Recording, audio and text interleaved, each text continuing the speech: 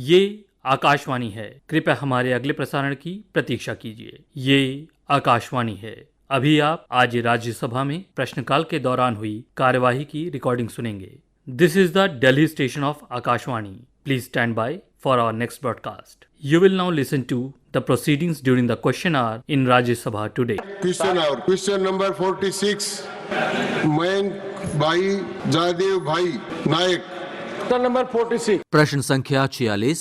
क्या कृषि एवं किसान कल्याण मंत्री ये बताने की कृपा करेंगे कि क सरकार छोटे और सीमांत किसानों को ई राष्ट्रीय कृषि बाजार ENAM प्लेटफॉर्म में भाग लेने के लिए किस प्रकार प्रोत्साहित कर रही है। ख ENAM के माध्यम से अंतर्राज्यीय व्यापार को प्रोत्साहित करने के लिए क्या कदम उठाए जा रहे हैं और सरकार इस संदर्भ में संभार तंत्र संबंधी चुनौतियों का समाधान किस प्रकार कर रही है। ग क्या ENAM के दायरे में अधिक वस्तुओं, मूल्य संवर्धित सेवाओं या नए प्रौद्योगिकी विशिष्टताओं का एकीकरण करके इसका विस्तार करने की कोई योजना है, और घ यदि हाँ तो तत्संबंधी ब्यौरा क्या है। मंत्री महोदय। श्री शिवराज सिंह चौहान, कृषि एवं किसान कल्याण मंत्री। माननीय सभापति महोदय, एक विवरण सभा पटल पर रखा हुआ है। धन्यवाद। Shri supplementary, first supplementary Shri Mayank भाई नायक। मेरा माननीय कृषि मंत्री जी से पूछना है, क्या इनाम में ऐसी व्यवस्था की गई है जिससे किसान घर बैठे ही अपनी फसल को बेच सकता है। मंत्री महोदय। माननीय सभापति महोदय, प्रधानमंत्री श्रीमान नरेंद्र मोदी एक विजनरी लीडर हैं और किसान कल्याण और कृषि का विकास उनकी सर्वोच्च प्राथमिकता है। मैं माननीय सदस्य को धन्यवाद देना चाहूंगा, उन्होंने इनाम के बारे में सवाल पूछा है। इनाम मतलब राष्ट्रीय कृषि बाजार। पहले किसान को केवल अपनी मंडी में ही अपना उत्पादन बेचना पड़ता था। बाकी जगह मंडियों में अगर रेट अच्छे होते थे तो उसकी जानकारी भी नहीं होती थी। इनाम प्रधानमंत्री नरेंद्र मोदी जी के द्वारा 14 अप्रैल को 2016 को लॉन्च किया। ये एक ऑनलाइन ट्रेडिंग प्लेटफॉर्म है माननीय सभापति जी, जो किसानों को उसके बेहतर मूल्य दिलाने में मदद करता है।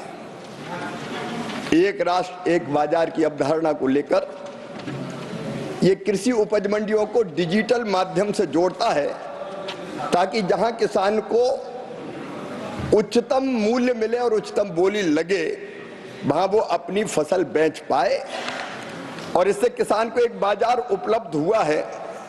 माननीय सदस्य ने ये पूछा है, क्या इनाम में ऐसी कोई व्यवस्था है जिससे किसान अपने घर से भी अपने उत्पादन को बेच सकता है। मुझे बताते हुए प्रसन्नता है कि इनाम प्लेटफॉर्म के तहत एक फार्म गेट मॉड्यूल बनाया गया है, ताकि किसान अपनी उपज के फोटो को, चित्र को फार्म गेट से ही अपलोड कर सके। उपज को भौतिक रूप से लाने की आवश्यकता बाजार मंडी में नहीं है। बिना उपज को लाए ही इनाम पर व्यापार के लिए बोली सुविधा का वो लाभ उठा सकता है। इनाम मोबाइल ऐप के माध्यम से किसान अपनी उपज के ढेर को 360 डिग्री मतलब चारों दिशाओं से फोटो खींच के पोर्टल पर डाल सकता है, जिसे खरीदार बोली लगाने के पहले देख सकते हैं कि कैसा है। इनाम ऐप के माध्यम से किसान अपनी उपज का लाट बना के अपने घर से ही अग्रिम पंजीकरण कर सकता है, जिससे मंडी के प्रवेश द्वार पर किसानों के लिए प्रतीक्षा का समय भी कम हो जाता है। और इसलिए माननीय सदस्य को मैं बताना चाहता हूं कि घर बैठे ही एक तो उसको पता चलता है इस प्लेटफॉर्म के माध्यम से कि मंडियों के रेट पूरे देश में कहां-कहां है, क्या-क्या है। 3 दिन पहले तक के रेट पता चलते हैं। वो ये भी तय कर सकता है कि मुझे आज बेचना है, कल और अच्छे रेट मिलेंगे तो कल बेचूं क्या। एक बहुत बड़ी सुविधा प्रधानमंत्री नरेंद्र मोदी जी ने किसानों को दी है। मैं इसके लिए उनका अभिनंदन करता हूं। एससीओ ट्रेडिंग मॉड्यूल भी बनाया गया है। जिसके तहत एफपीओ भी अपने माल को बाजार में लाए बिना जहां वो एकत्रित करते हैं उस केंद्र से ही फोटो अपलोड करके बेच सकते हैं। और इसलिए मुझे माननीय सदस्य को बताते हुए प्रसन्नता है कि किसान को देश भर में एक बाजार उपलब्ध होता है। और बड़ी बात यह कि बिचौलियों की संख्या कम हो जाती है। कई जगह हम देखते हैं कि एक जगह रेट बहुत अच्छे हैं, दूसरी जगह रेट नहीं मिलते। किसान को फायदा यह है कि पूरे देश की मंडियों का रेट पता चलता है और वो सीधे सीधे व्यापारी के साथ अपने माल को बेचने के लिए ट्रेडिंग कर सकता है। और इसलिए वो निश्चित तौर पर अपने घर से अपनी उपज को बेच सकता है। धन्यवाद मंत्री जी। सेकंड सप्लीमेंट्री श्री मयंक भाई जयदेव भाई नायक। माननीय उपाध्यक्ष जी, अपने प्रधानमंत्री माननीय मोदी जी के नेतृत्व में जिस तरह से किसानों के लिए ये सरकार काम कर रही है, मैं माननीय कृषि मंत्री जी से पूछना चाहता हूं, क्या एफपीओ भी इनाम प्लेटफॉर्म के माध्यम से व्यापार कर सकती है? अगर हाँ, तो अब तक कितने एफपीओ को इनाम प्लेट से जोड़ा गया है और इनाम योजना के अंतर्गत राज्य को क्या सहायता दी जाती है, वो मैं आपके माध्यम से माननीय मंत्री जी से जानना चाहता हूं। माननीय सभापति महोदय, कई बार छोटे छोटे किसान जिनकी उपज कम होती, लैंड होल्डिंग कम होती है, वो अपनी उपज के बेहतर दाम अकेले प्राप्त नहीं कर पाते। और इसलिए एक और काम प्रधानमंत्री नरेंद्र मोदी जी के नेतृत्व में हुआ है। छोटे छोटे किसानों को जोड़ के एफपीओ का निर्माण और 10,000 एफपीओ बनाए गए। ये एफपीओ संगठित होकर अपने आदान की व्यवस्था करते, अपने सामान की मार्केटिंग ब्रांडिंग कर सकते। जब ये संगठित होते हैं तो इनको उचित मूल्य के लिए उचित मूल्य प्राप्त करने की इनकी ताकत बढ़ जाती है। और मुझे प्रसन्नता है कि कई एफपीओ किसानों के सशक्तिकरण का उदाहरण बन गए हैं। प्रधानमंत्री लगातार एफपीओ के कामकाज की समीक्षा कर रहे हैं और माननीय सदस्य को मुझे बताते हुए प्रसन्नता है कि एफपीओ भी इस प्लेटफॉर्म पर अपने सामान को बेच सकते हैं। माननीय सभापति महोदय, ये और निवेदन करना चाहता हूं कि इसके द्वारा कृषि उत्पाद की बिक्री में किसानों को ऑनलाइन पेमेंट भी प्राप्त होता है, जिनमें एफपीओ भी शामिल है। ऑनलाइन रिसिप्ट की प्राप्ति करने में आसानी होती है। और माननीय सभापति महोदय, मैं माननीय सदस्य के माध्यम से बताना चाहता हूं, देश को कि 31 दिसंबर 2024 तक 1.44 लाख मीट्रिक टन और 3.4 करोड़, जिसमें बांस, पान, नारियल, नींबू आदि है, का व्यापार एफपीओ के माध्यम से भी रिकॉर्ड किया गया है, जिसका मूल्य 239.6 करोड़ रुपया है। तो एफपीओ भी इस प्लेटफॉर्म का लाभ उठा के किसानों को उचित दाम दे पाने में सक्षम हो रहे हैं। मैं प्रधानमंत्री जी को फिर धन्यवाद देता हूं। धन्यवाद मंत्री महोदय। Third supplementary doctor Sumer Singh Solanki. तो पहले नंबर पे आ गए। धन्यवाद माननीय उपसभापति महोदय। नर्मदे हर। माननीय उपसभापति महोदय, हमारे देश के अंदर किसानों के कल्याण के लिए और कृषि विकास के लिए माननीय प्रधानमंत्री जी के नेतृत्व में ऐतिहासिक और क्रांतिकारी कदम उठाए जा रहे हैं। प्रश्न पूछिए। माननीय मंत्री जी खुद किसान पुत्र हैं। मैं माननीय मंत्री जी को आपके माध्यम से ये जानना चाहता हूं कि इनाम योजना से अब तक कितनी मंडियों को जोड़ा गया है तथा इस योजना से जुड़ने पर किसानों को क्या क्या लाभ होता है, मैं ये जानना चाहता हूं। माननीय सभापति महोदय, मुझे बताते हुए प्रसन्नता है कि अब तक लगभग 1410 मंडियों को इनाम प्लेटफॉर्म से जोड़ा गया है। इनाम एक मांग आधारित योजना है। ये राज्यों के ऊपर है कि वो अपनी मंडी, क्योंकि मंडी को जोड़ने का मतलब ये है कि राज्यों को इंटर मंडी, मतलब एक मंडी से दूसरी मंडी में व्यापार करने की अनुमति देनी पड़ती है।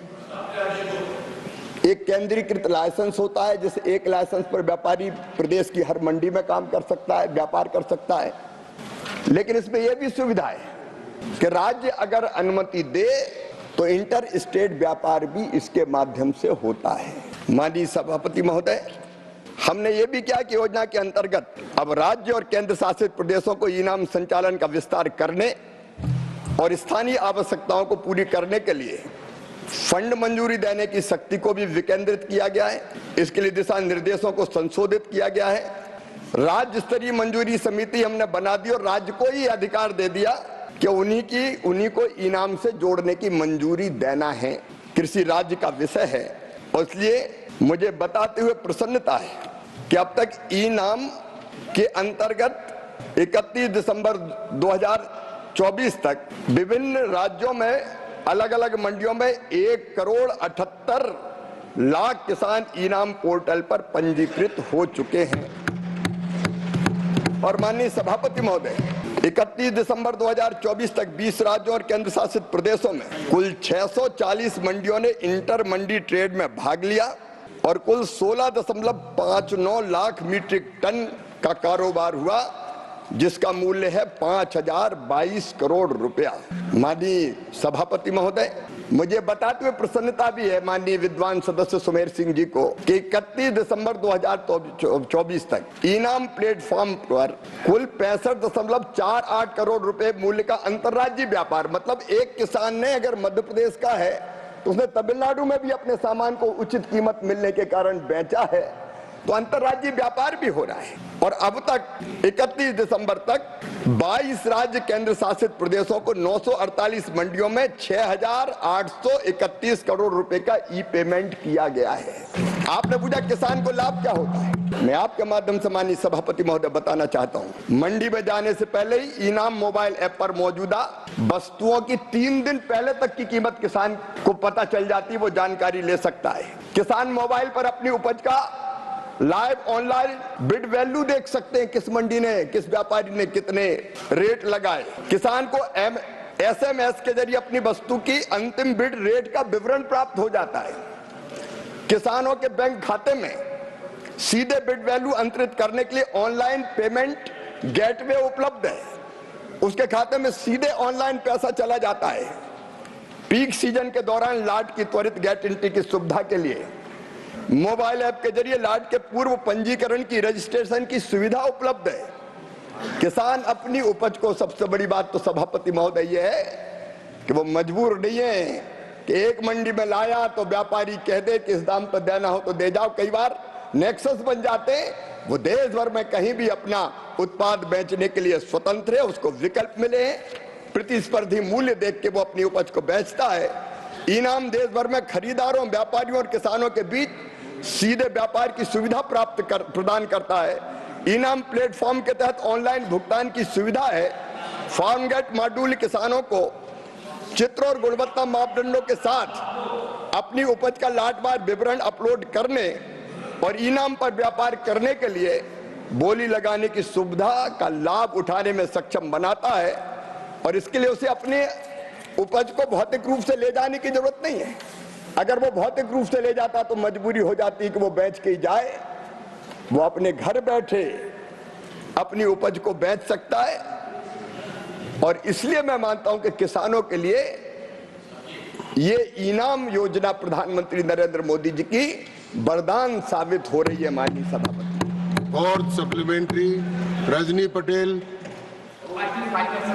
पाटिल जी, सॉरी, श्रीमती रजनी पाटिल।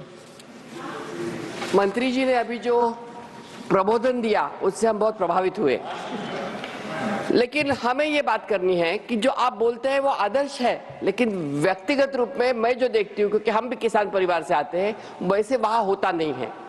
जब गांव में जाते हैं, मैं परसों ही जब पार्लियामेंट सेशन के लिए आ रही थी, हमारा जो विभाग है वहाँ पे सबसे ज्यादा सोयाबीन का प्रोडक्शन होता है, कपास का प्रोडक्शन होता है। तो वहाँ पे मिली भगत होती है व्यापारियों की और किसानों की, जो वहाँ के APMCs की।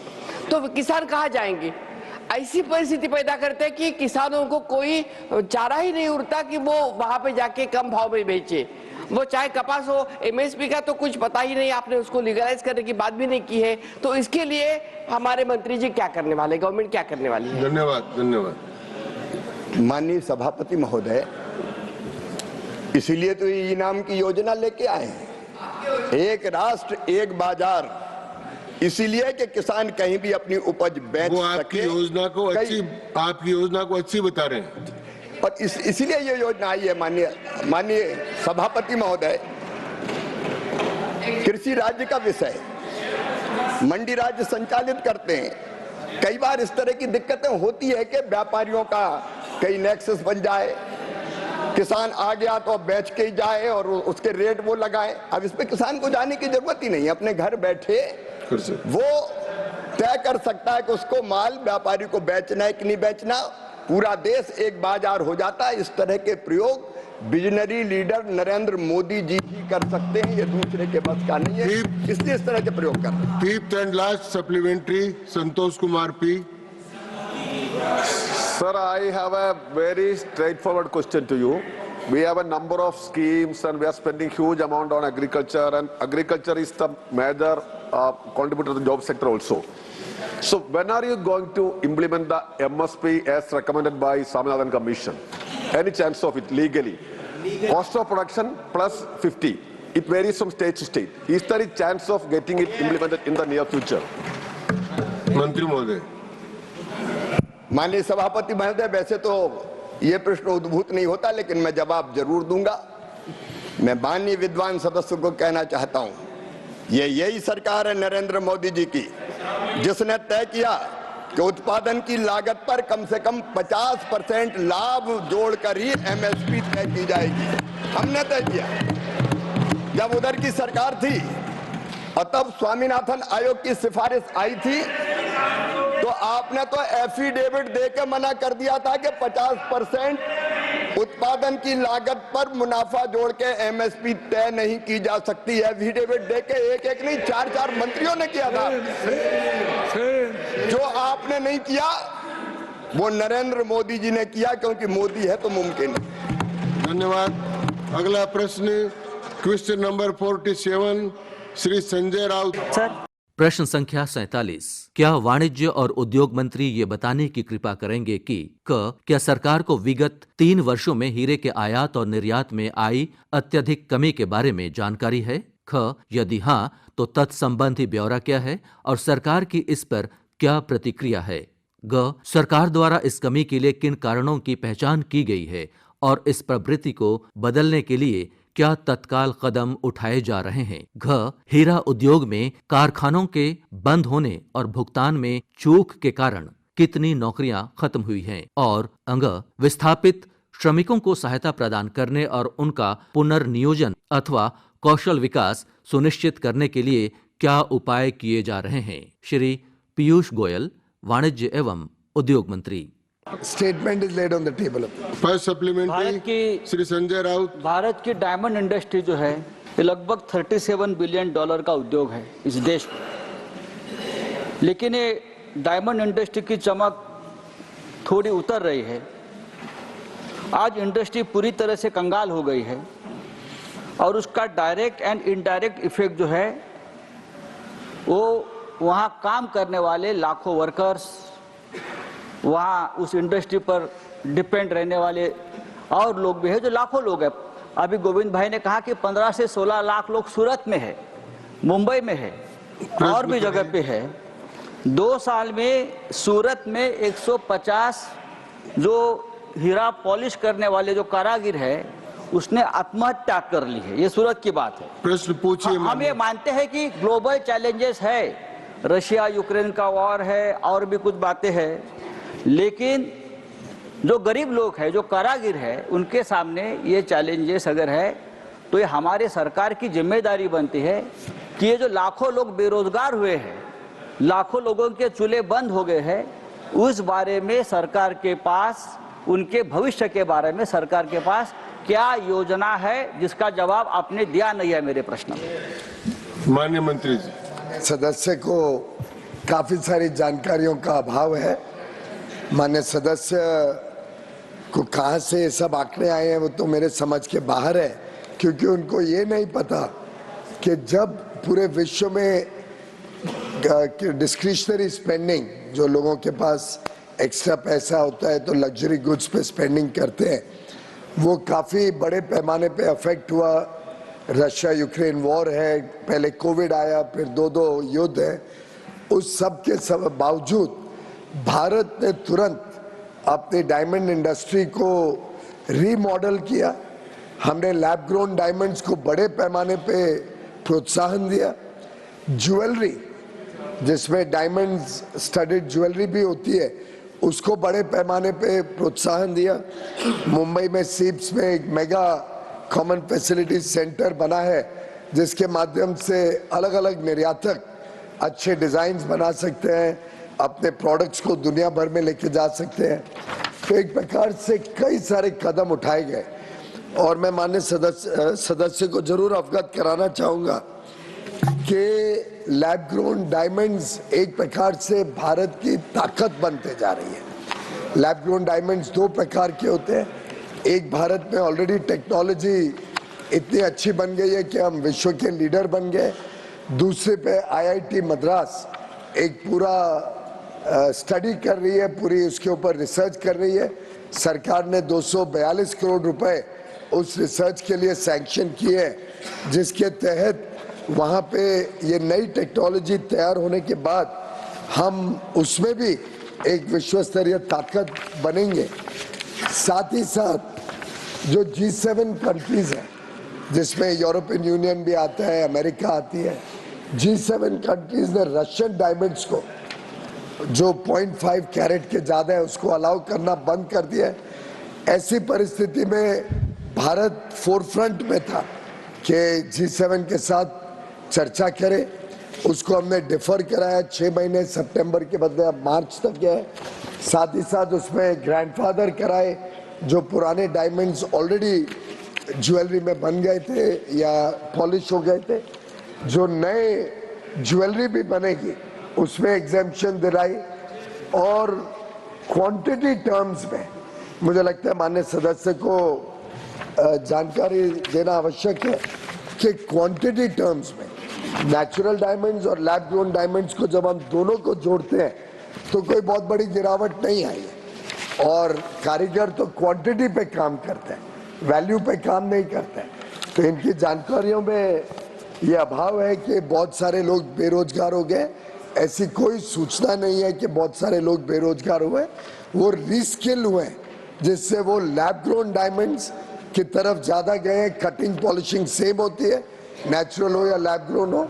और सेकेंड, ज्वेलरी की तरफ लोग ज़्यादा जाने से ज्वेलरी में वैल्यू एडिशन भारत में ज़्यादा होती है, ज़्यादा भारत को उसका लाभ होता है। धन्यवाद। Sanjay Raoji, second press.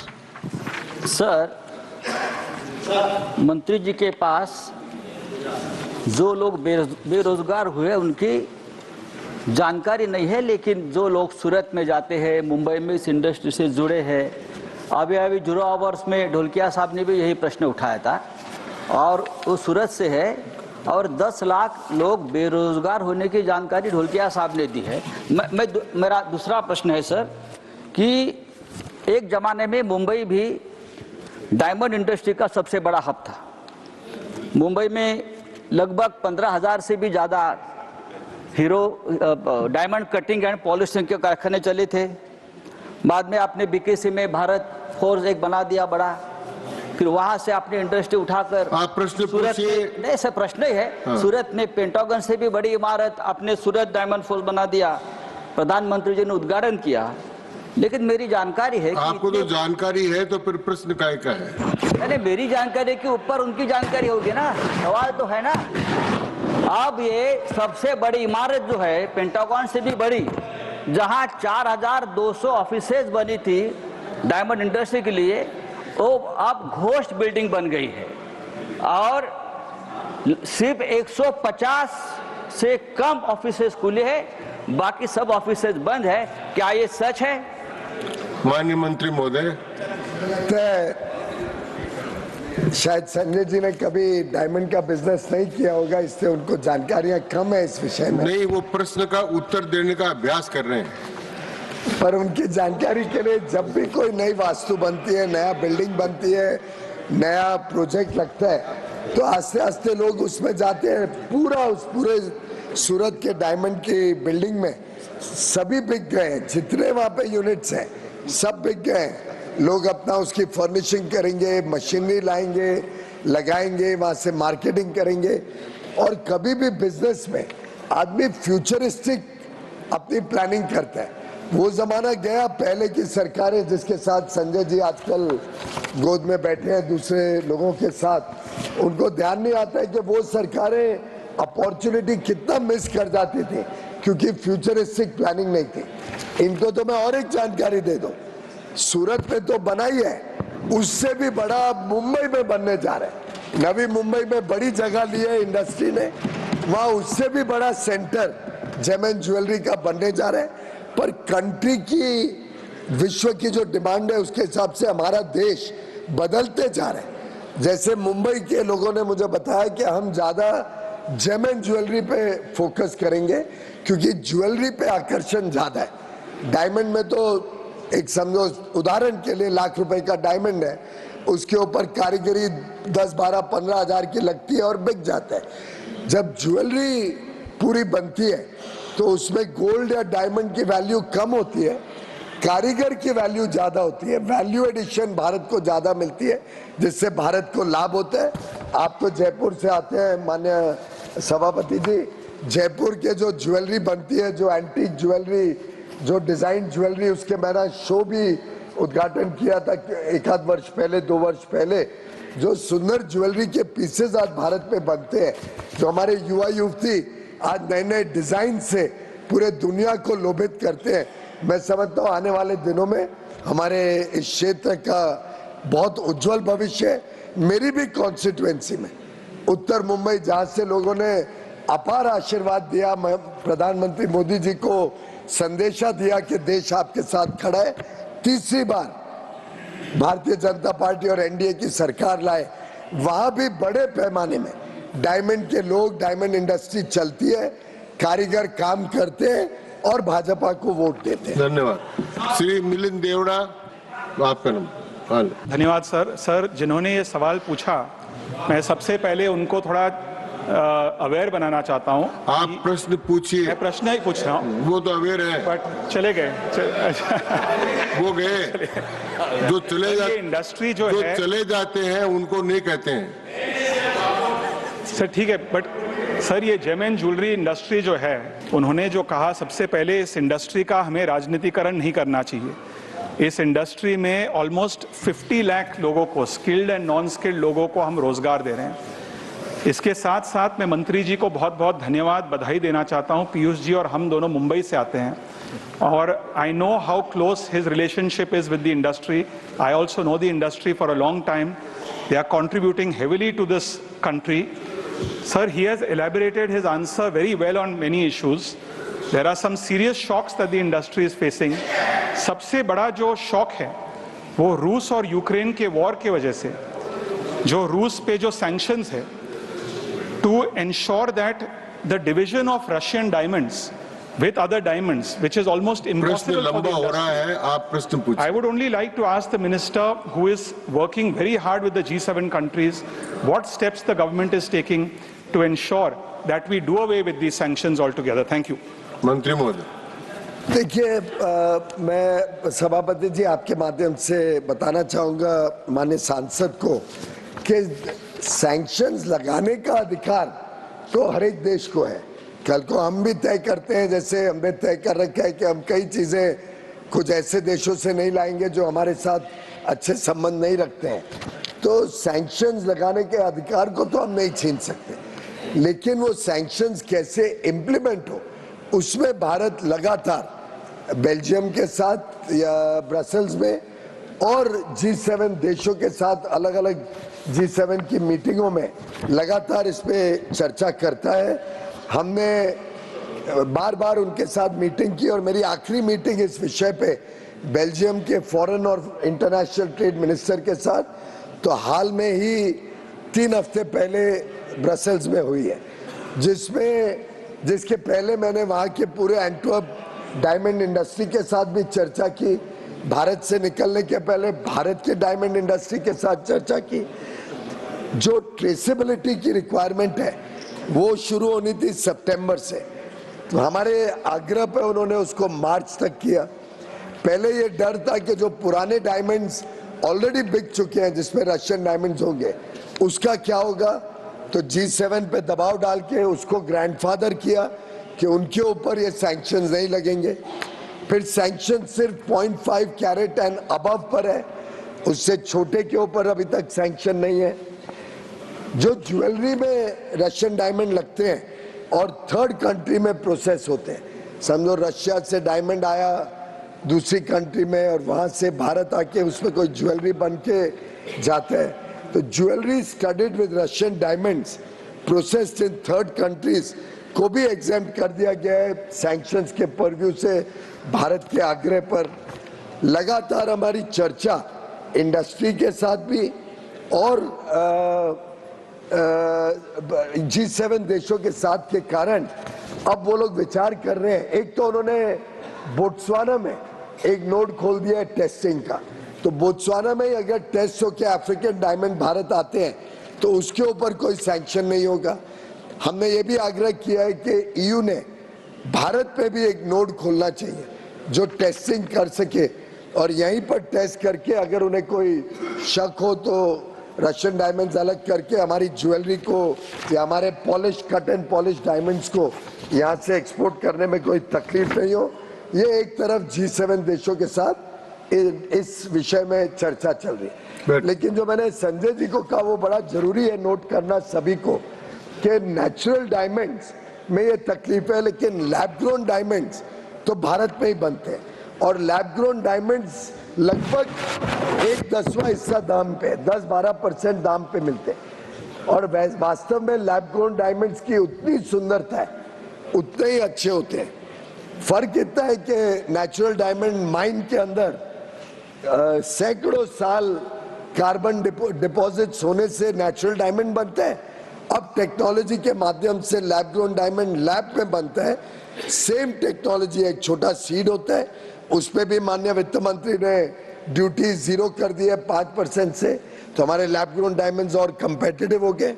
और उस छोटे सीड पर जैसे जमीन के नीचे नेचुरल डायमंड पे कार्बन डिपोजिशन से डायमंड बनता है, वैसे ये लैब में छोटी मशीन में मुंबई में, सूरत में और अभी कई और जगह लगने लग गई हैं। लैब ग्रोन डायमंड्स बन रहे हैं, वो भारत की शान बनेगी, उसमें वैल्यू एडिशन पूरी की पूरी भारत में रहेगी और भारत के लोगों को नौकरियां भी मिलेगी, रोजगार मिलेगा और हमारा एक्सपोर्ट वैल्यू एडिड टर्म्स में और अधिक होगा। धन्यवाद। For supplementary Shri Shakti Singh Gohil. धन्यवाद। बात अब कम कर देते। धन्यवाद महोदय। सीधा प्रश्न। हाँ जी, सीधा।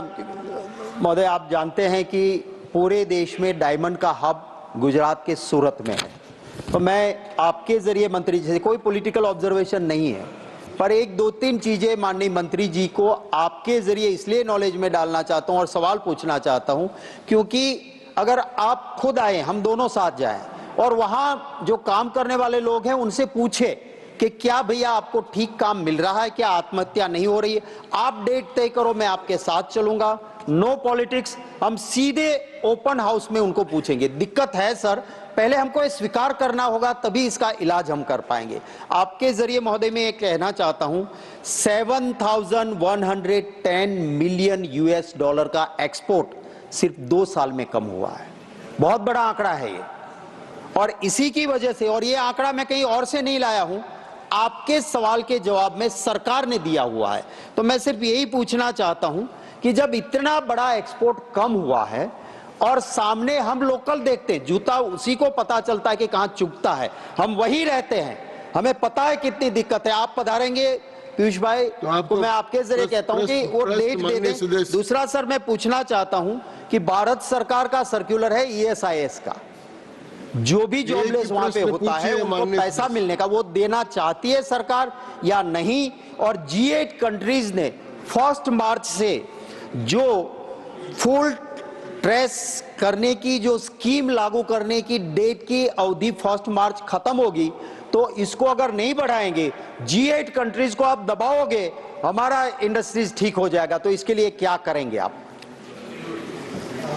माननीय सभापति जी, क्योंकि इन्होंने 7 बिलियन का आंकड़ा तो मैंने ही दिया है, क्योंकि वैल्यू पे आंकड़ा मांगा गया था प्रश्न में, तो मैं थोड़ा क्वांटिटीज में भी आंकड़ा बता दूं कि शक्ति सिंह जी भली बात ही जानते हैं कि अल्टीमेटली क्वांटिटी पे काम होता है। लेबर वर्क जो होता है वो कितनी क्वांटिटी पे हुआ उस पे तय होता है। तो उनकी जानकारी के लिए जो अलग अलग 4 कैटेगरी डायमंड है, rough natural diamond, rough lab grown diamond, cut and polish natural diamond, cut and polish lab grown diamond, total import 2021-22 में 174.87 मिलियन कैरेट था, और 23-24 में जब 7 बिलियन कम हुआ, यही टोटल इंपोर्ट 198.66 मिलियन कैरेट हो गया।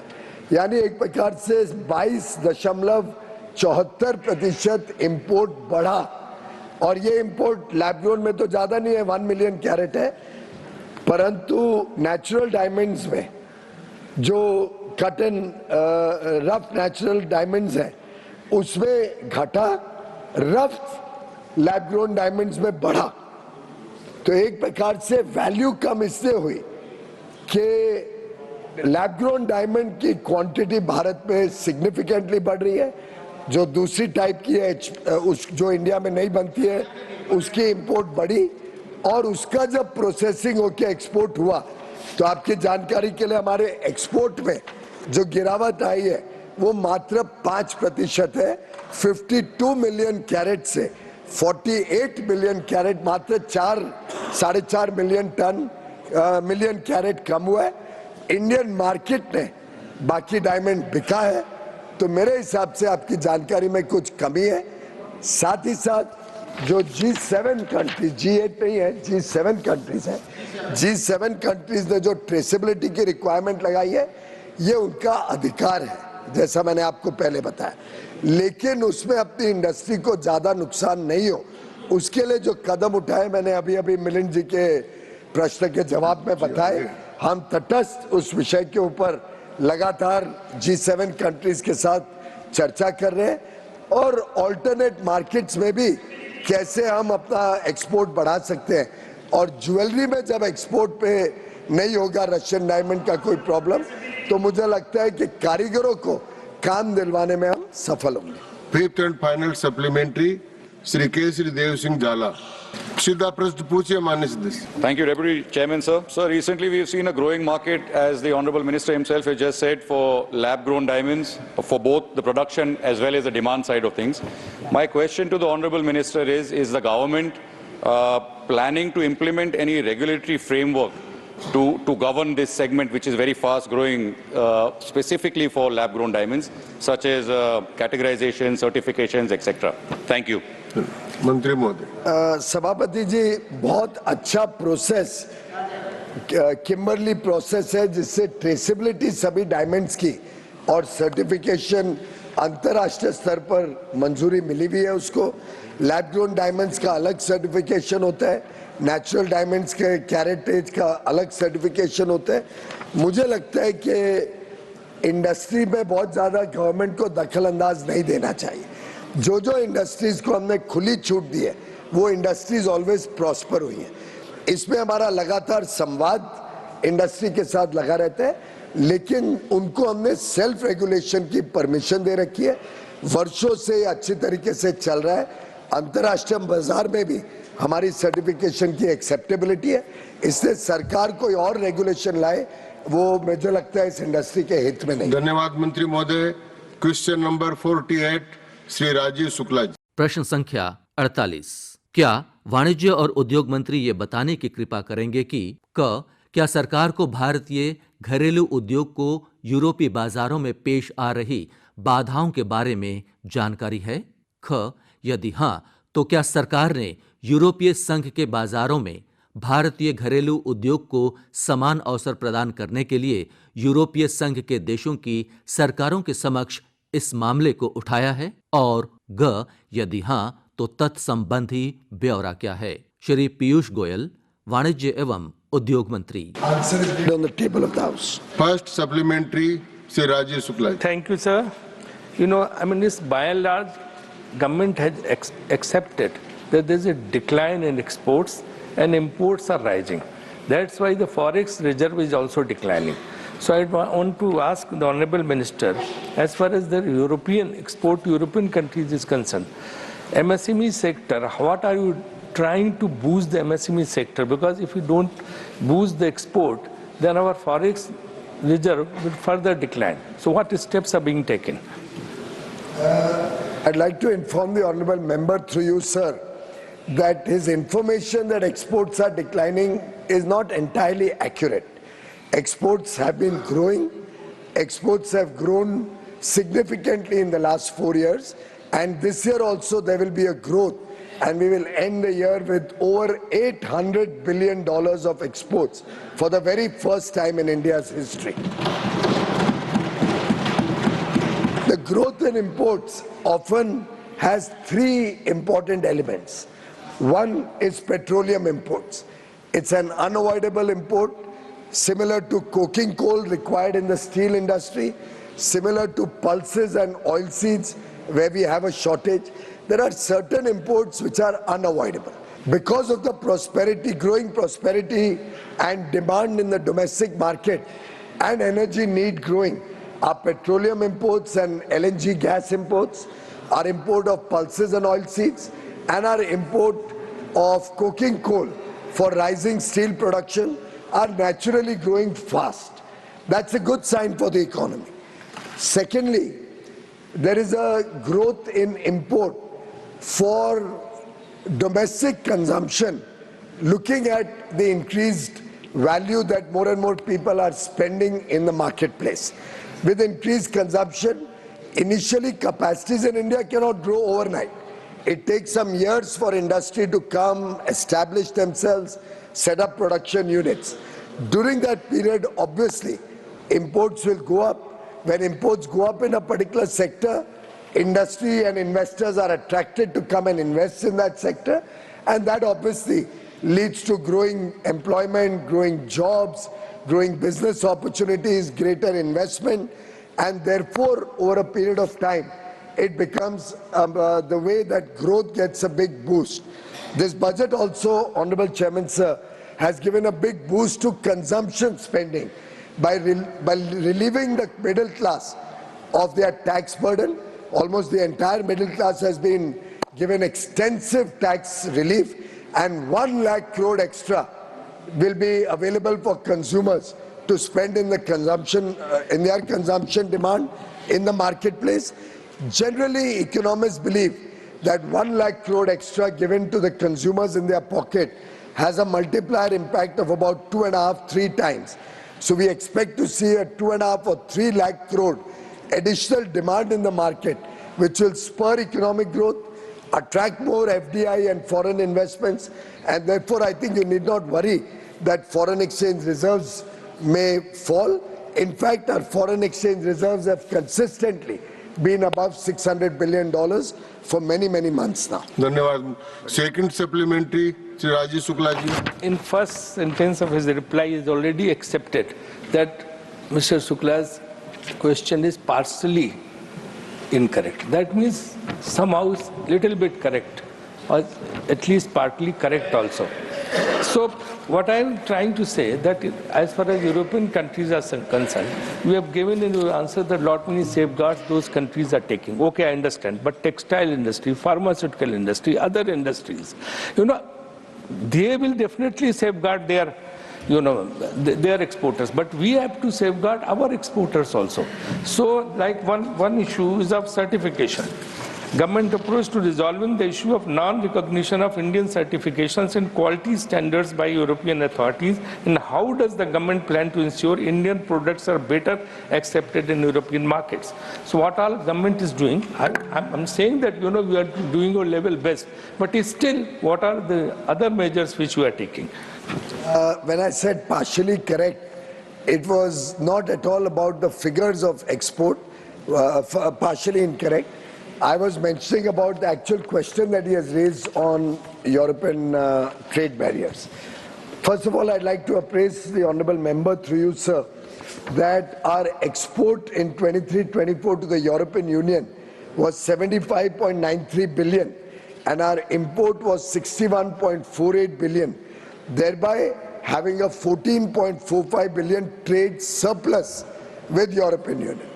If there were so many trade barriers that we were just uncompetitive or not able to export to European Union, obviously we couldn't be having such a large trade surplus with the European Union. As regards standards, it's a matter of reciprocity.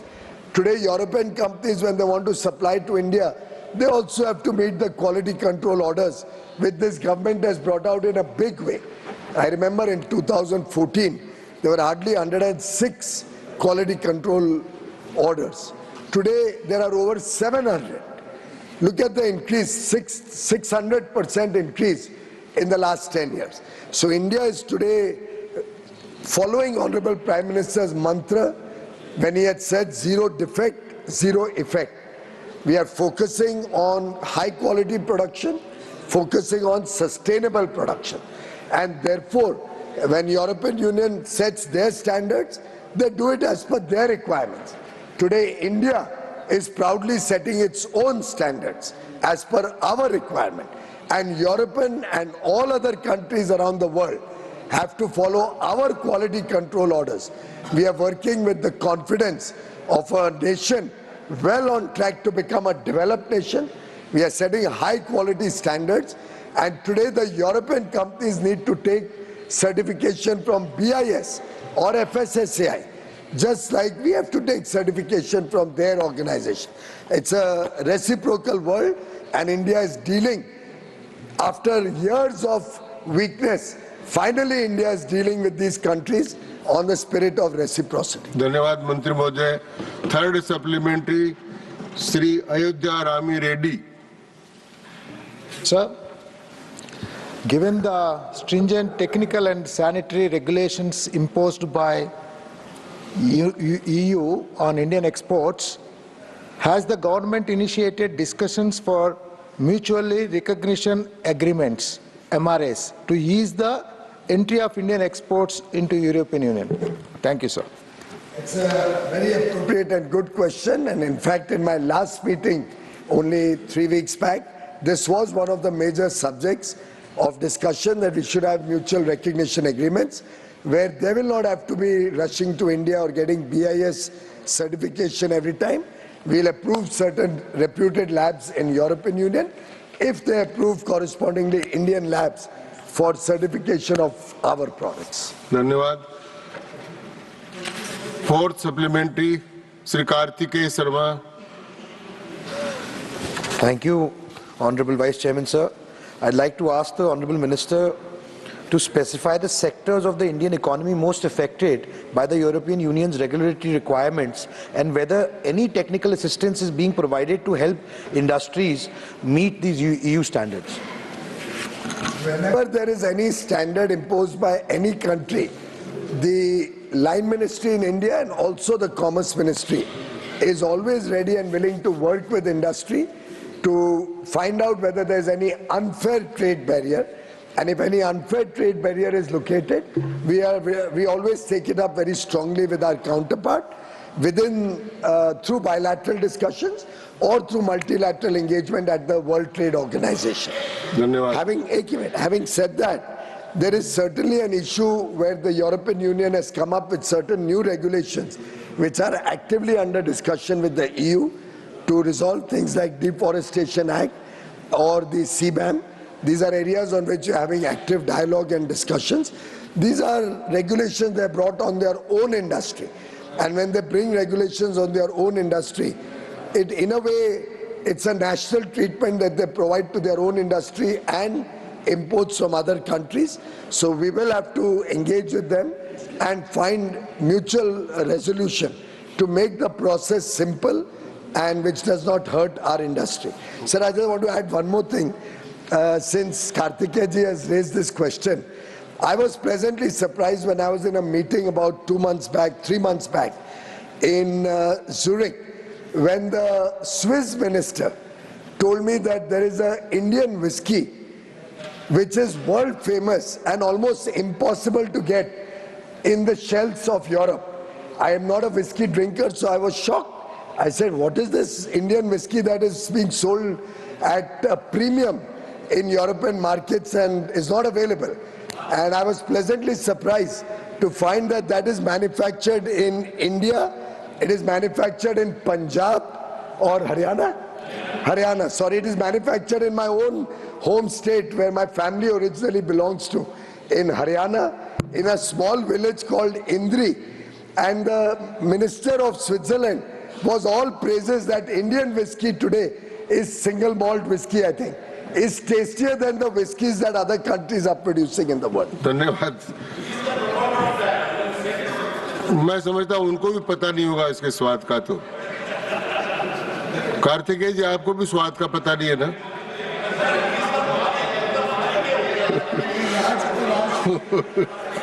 Fifth and final supplementary, Dr. V. Shivdasan. Thank you, sir. So farmers of India is in very deep crisis.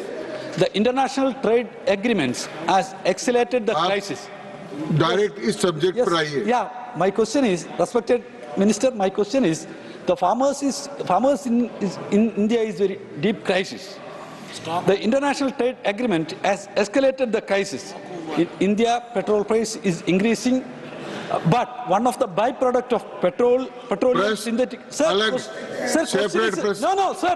My question, I am trying to frame the question, sir. So synthetic rubber has been imported. So please, sir, has been imported very low margin, sir. The rubber farmers are suffering due to ASEAN free trade agreement.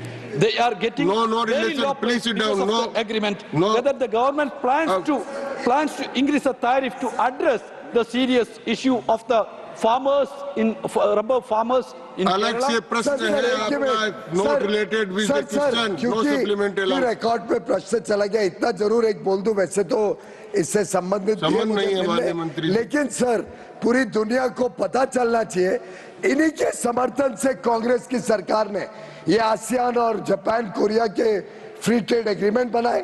कोई stake holder consultation नहीं, कोई farmer से बात नहीं, कोई किसानों की चिंता नहीं, कोई एमएसएमई का क्या हालत होगा बात नहीं हुई, और कांग्रेस और इनके कम्युनिस्ट पार्टियों ने मिलके हमारे देश के किसानों के साथ, रबर किसानों के साथ अन्याय किया है। प्रश्नकाल चर्चा का काल नहीं, जो कृपया बैठिए।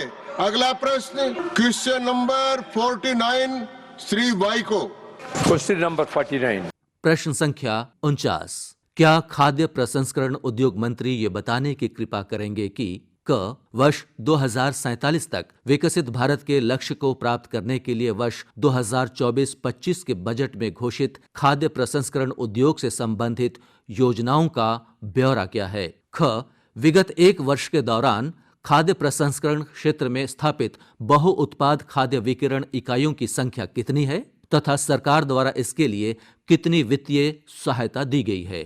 और ग क्या मंत्रालय से खाद्य गुणवत्ता एवं सुरक्षा परीक्षण प्रयोगशालाओं की स्थापना के लिए कोई सहायता प्रदान करने का अनुरोध किया गया है तथा तमिलनाडु सहित विभिन्न राज्यों में ऐसी प्रयोगशालाओं की स्थापना की दिशा में क्या प्रगति हुई है? तत्संबंधी ब्यौरा क्या है? माननीय मंत्री जी। श्री रवनीत सिंह, खाद्य प्रसंस्करण उद्योग राज्य मंत्री। Level of house sir. First supplementary Shri Y को।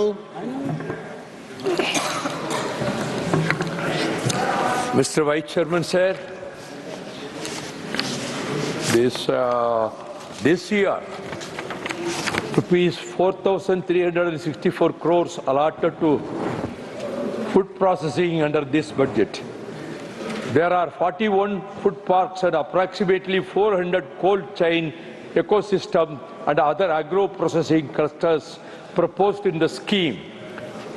I would like to know from the Honorable Minister how many food parks and other cold chain ecosystem agro-processing clusters are proposed to be established in Tamil Nadu and in the neighboring states. मंत्री महोदय। Sir, vice chairman साहब, क्योंकि मंत्री जी ने budget की बात की है, तो मैं जरूर ये बताना चाहूँगा कि हमारे देश के प्रधानमंत्री जी, जिनका फोकस सारी मिनिस्ट्री का हाइजीनिक फूड हो, सेफ्टी के लिए और न्यूट्रिशन के ऊपर उनका ध्यान है। तो सर, जैसे इन्होंने कहा, मैं प्राइम मिनिस्टर साहब का इसमें शुक्रिया करूंगा भी, हमें 4364.22 करोड़ उनको इन्होंने बजट दिया। सर, इसमें एक तो जो नई चीजें इसमें आई हैं, जैसे बिहार में हमारे मंत्री जी बैठे हैं, वैसे ही सबसे पहले सर जो निफ्टम है वो आपकी स्टेट तमिलनाडु में है, तंजापुर में, तो अभी बिहार में दिया गया है। तो सर उसके बारे में मैं आपको जरूर कहना चाहूँगा, उन्होंने बड़ा अच्छा काम किया। सर पहले तो मैं आपकी स्टेट का आई मस्ट अप्रिशिएट दिस भी, निफ्टम में जितने नए बच्चे हमारे, चाहे बीटेक हो, एमटेक हो, पीएचडी हो, चाहे ट्रेनिंग और स्किलिंग के बारे में हो, बहुत सर अच्छा काम वहाँ पे हुआ है। खास तौर पे मिशन बोर्ड में ये तंजापुर जो है, उसमें अनियन प्रोसेसिंग की बात करो, टमाटो की करो, कोकोनट की करो, सर बहुत अच्छा काम आपकी स्टेट ने किया है। एक नीरा प्रोसेसिंग आपने नया शुरू किया, जिसमें नीरा शुगर एंड शुगर क्रिस्टल, उसके बारे में उन्होंने बहुत अच्छा काम किया। और सर जो आपने कहा लैब टेस्टिंग लेबोरेटरीज, वहाँ पे पहले 23 सर सैंक्शनड हैं, जिसमें 19 ऑपरेशनल है सर, 4 ऑनगोइंग है, और टोटल ग्रांट इसके लिए सर 51 करोड़ इनको दिया गया है। सर एक इरिगेशन यूनिट है तमिलनाडु में, और सर ये डिमांड ड्रिवन है, हमारे पास जैसे कोई कमी नहीं है। हमने, इस सरकार ने तकरीबन keeping in this mind sir, government ने प्रपोज किया है 50 multi product food irrigation units और 100 टेस्टिंग यूनिट्स है, हम दे सकते हैं। उसमें कोई भी इनकी स्टेट अगर कुछ भी मांगेगी, जो आपने फूड पार्क की बात की है सर, वो अब बहुत पुरानी स्कीम थी, तकरीबन उसमें बहुत फूड पार्क जो हैं देश में अलग अलग स्टेट्स में लगे, पर लेकिन सर वो जो पूरी हो चुकी है, उसमें अभी आगे कोई भी फूड पार्क जो सरकार का लगाने का कोई भी आगे व्यवस्था नहीं है, ना कोई स्कीम है। इसलिए फूड पार्क जो है वो आने वाले दिनों में कोई स्कीम गवर्नमेंट की नहीं। सेकंड सप्लीमेंट्री श्री भाई को। Mr. Vice Chairman, sir, under the PM Kisan Sampada Yojana, how much credit-linked financial assistance is provided to entrepreneurs for creation of modern infrastructure for setting up food processing industry in the state of Tamil Nadu in the last 3 years? Our state is known for rice production, and therefore rice bran oil, de-oiled cake for cattle feed and other products. How much credit-linked subsidy and for seed capital sanctioned to self-help groups in the state of Tamil Nadu, with the details. Shri Chirag Paswan, खाद्य प्रसंस्करण उद्योग मंत्री। So the honorable member have asked a very specific question concerning his state. I would give the details. My MOS has also explained it in detail about the NIFTEM. This is one of the university which has been extremely recognized across the country and over globally as well. Sir, under my ministry there are 3 schemes primarily through which these are the schemes through which we implement our schemes. This is Pradhan Mantri Kisan Sampada Yojana, PMKSY, which you just mentioned, and there's this PMFME scheme and there's this PLI scheme. These are the 3 schemes under which there are sub-categorization, which you have asked for the details. Answering your specific question, under PMKSY there's 148 projects that's been approved in the state of Tamil Nadu, and with a project cost of rupees 1,267.23 crores. And under the PMFME scheme, there's 1,16,164 micro food processing units that's been sanctioned with a loan amount of rupees 3,273.4 crores. So these are the schemes that we have implemented. And also, if you need a detailed breakup, state-wise, district-wise also, that can also be provided to you. Adding to my answer, I'll also like to mention that for the state of Tamil Nadu, 4 incubation centers have been approved with the subsidy of 8.78 crores. So these are the details of the scheme that we have. If you need further breakup of that, that will also be provided to you, sir. Thank you. Dr. M. Thumbedurai, third question. Regarding the food processing the units, sir, especially in Tamil Nadu, most of the farmers, especially tomato, when they are growing, they are not able to market the product because of the low price. Whether the central government come forward to have established that kind of industry, food processing industry, giving subsidy to the farmers to save their lives, because this is the serious matters going on in Tamil Nadu, especially consumer. This one. Mantri Modi. Sir, rapidly we are increasing the infrastructure and we are providing that ecosystem so that अभी आप आज राज्यसभा में प्रश्नकाल के दौरान हुई कार्रवाई की रिकॉर्डिंग सुन रहे थे. You were listening to the proceedings during the question hour in Rajya Sabha today. This broadcast came to you from the Delhi station of Akashvani.